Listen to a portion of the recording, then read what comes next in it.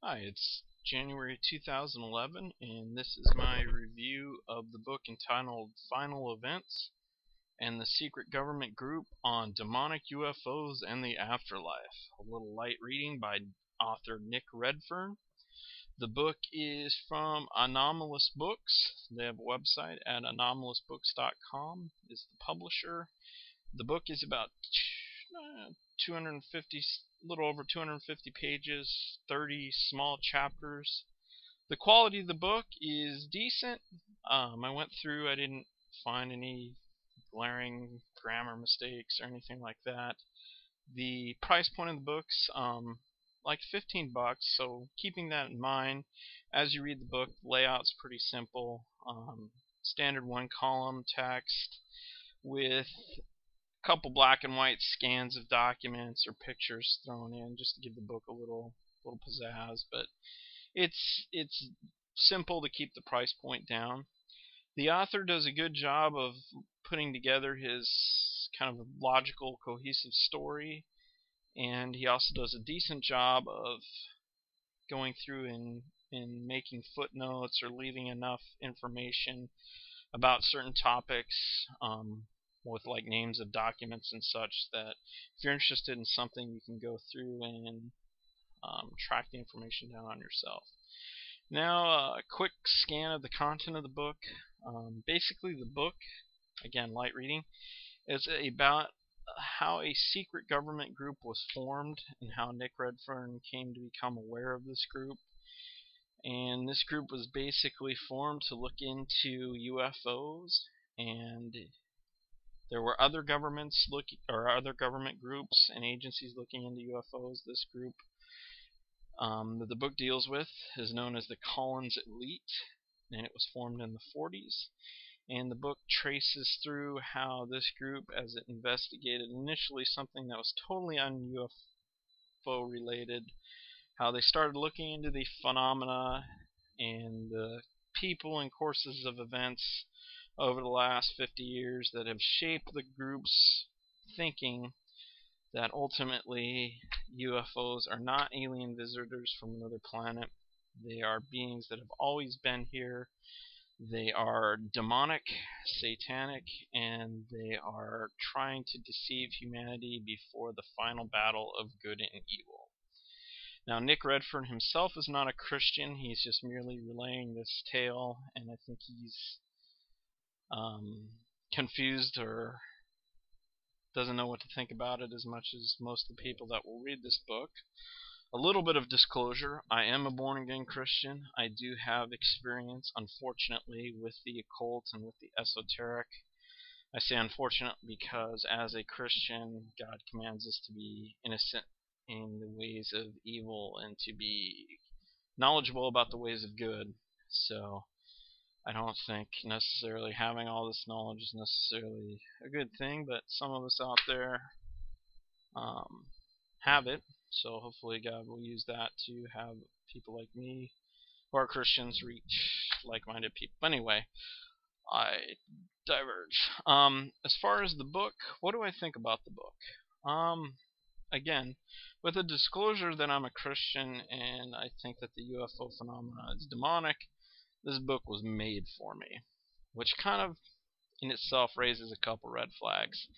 Before this book, I read a book entitled Case Book on Alternative 3 by Jim Heath, and I think his first name was Jim. Anyway, in that book, he kind of hints at that there were advanced craft by the U.S. military that resembled UFOs, and that got me thinking that, along with other sources, that there are a lot of Christians like myself out there who believe that the UFO phenomenon is demonic. And let's say you're a government agency, your job is to protect your black project programs from the public and confuse the public about them for as long as possible. You see this emerging group of people who aren't necessarily buying the traditional UFO spin, but still possibly manipulatable. So you either hire an author or recruit an author willingly or unknowingly to the author to use him to do a psyop to further confuse the whole UFO issue and to provide cover for your Black Project programs for another 10 to 15 years or longer. Keeping that in mind as I read this book, this book really does have all the markings of a psyop. It's got, you know, a connection leads the author to meet with some guys. These guys hand him some documents, which leads the author to meet and interview more guys, which is all very X-File-ish, all very deep-throat-ish.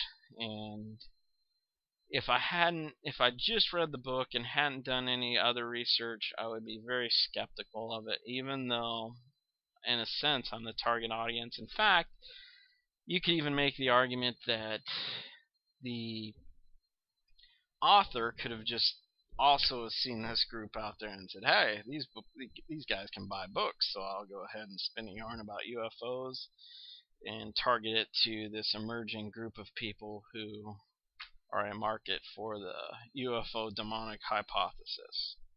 Now, I'm just throwing those two cases out there because whenever you read anything, it's good to be skeptical. So, I recommend the book. Read it skeptically. Now, putting all that aside, outside of the book, I've listened to Nick Redfern.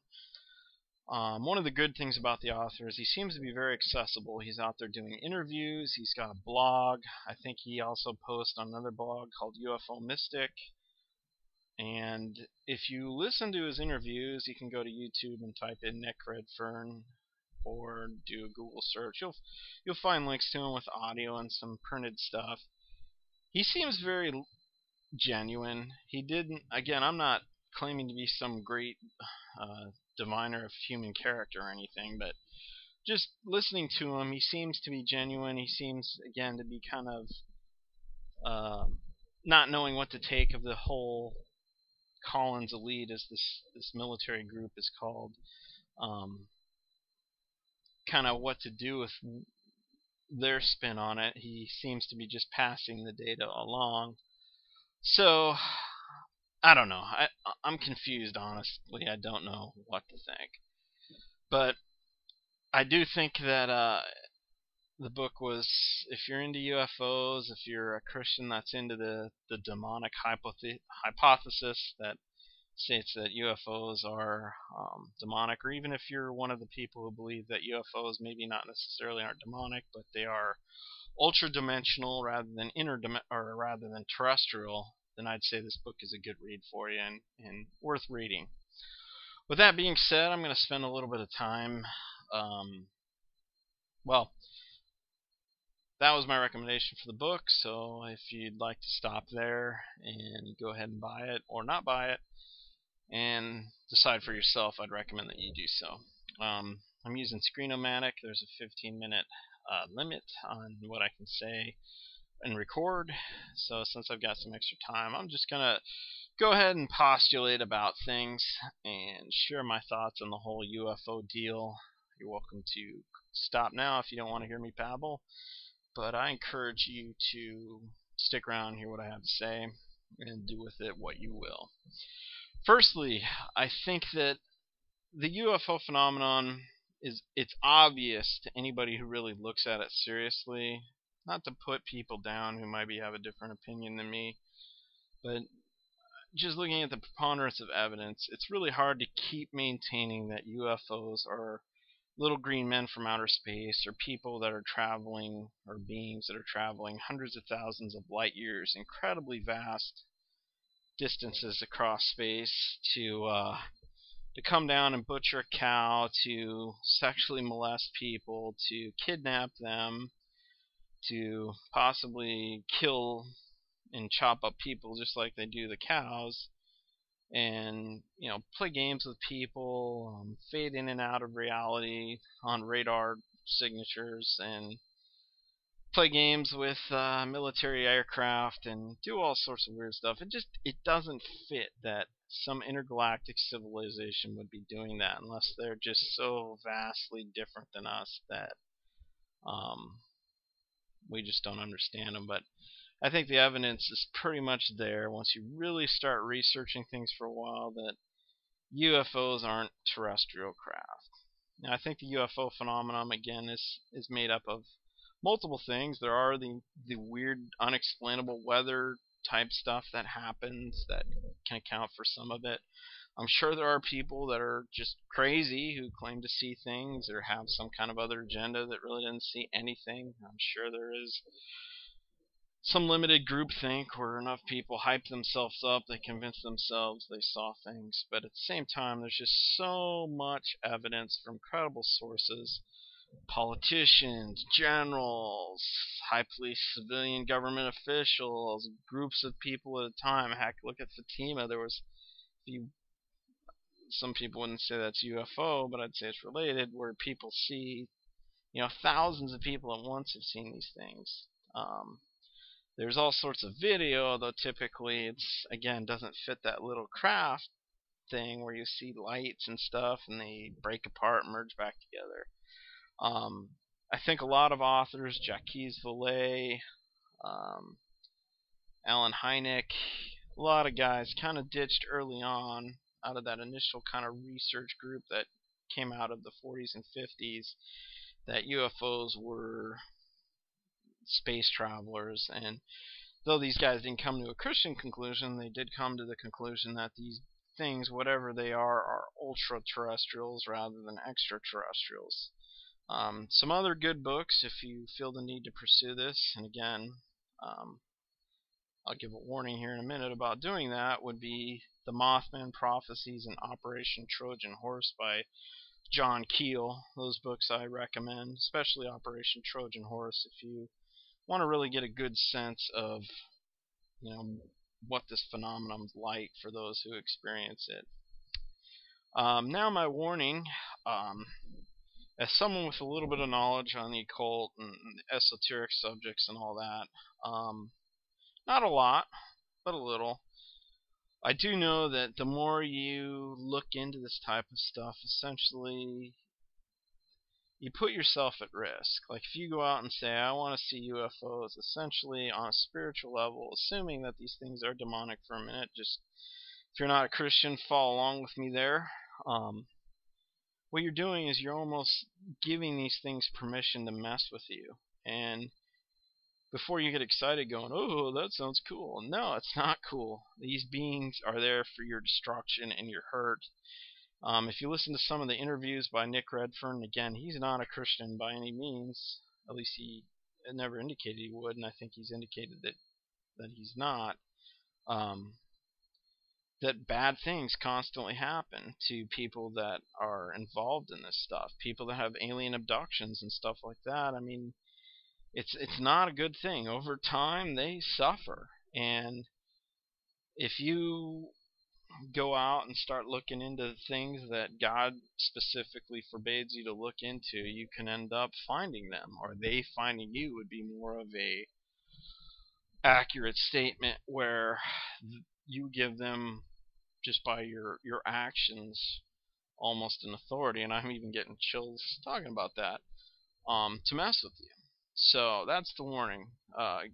In the Bible, I think somewhere, I had the verse up. Hold on, let me find the verse here. Here it is. I'm not much of a fan of the NIV version, but it'll work in a pinch.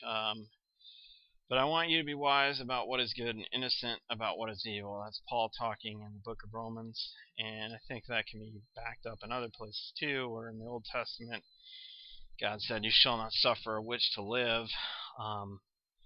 Assuming that all this stuff is occultic, diving into it is a very unwise thing. So I warn everybody to stay away from investigating in ghosts or going out and trying to see UFOs or anything like that, because you could really end up encountering the spiritual equivalent to a serial killer, and you really don't want that in your life.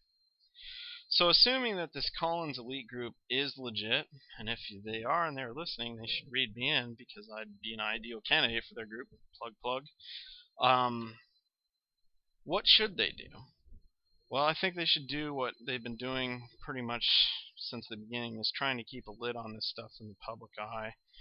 If they can't persuade government officials from making some kind of disclosure, which is rumored to be happening, they should definitely make their point of view heard along with that disclosure to the American people. That's my